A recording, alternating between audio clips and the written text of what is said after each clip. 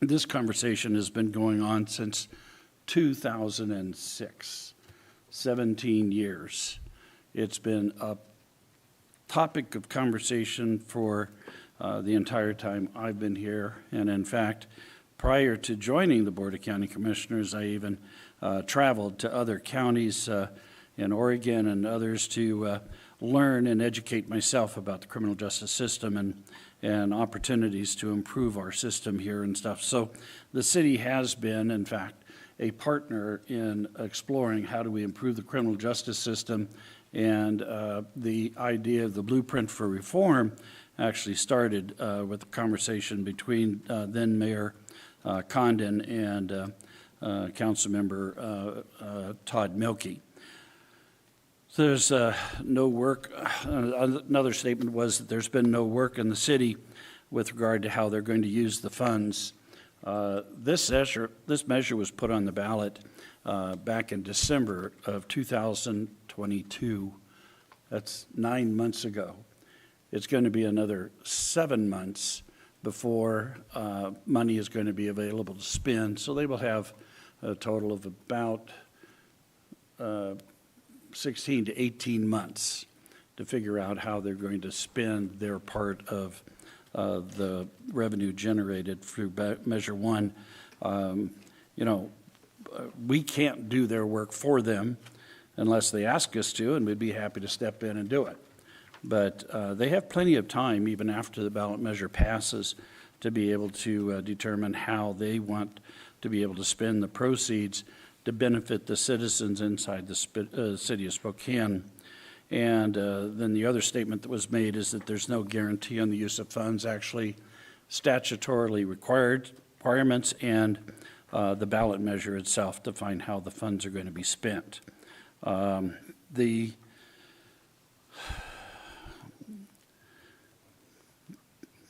Council President Kinnear referenced, as well as Mr. Zapone, a letter that was sent to the Board of County Commissioners asking us to delay the ballot measure. It's been delayed for many years. We need to be able to put something before the voters and give them an opportunity to weigh in. Councilmember Kinnear did send me a separate message saying, hey, would you be willing to talk about Measure 1? And my response was, if you want to delay the conversation, or do you want to delay the ballot measure, that decision's been made. If you want to talk about the use of funds, more than happy to have that conversation with you. And there was no response.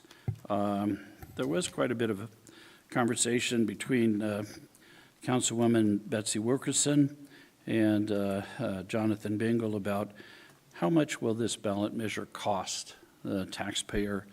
And the calculation they came to was that if somebody was spending $20,000 in taxable expenditures, what would that cost the average citizen?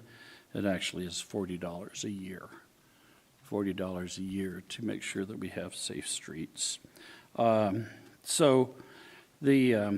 just wanted to make sure that as we have this conversation, as the community determines whether they're going to vote or not, they just deserve to have accurate information, and I just wanted to make sure that the record was straight with regard to that. Thank you very much, Madam Chair. Sir, anyone else would like to make a comment?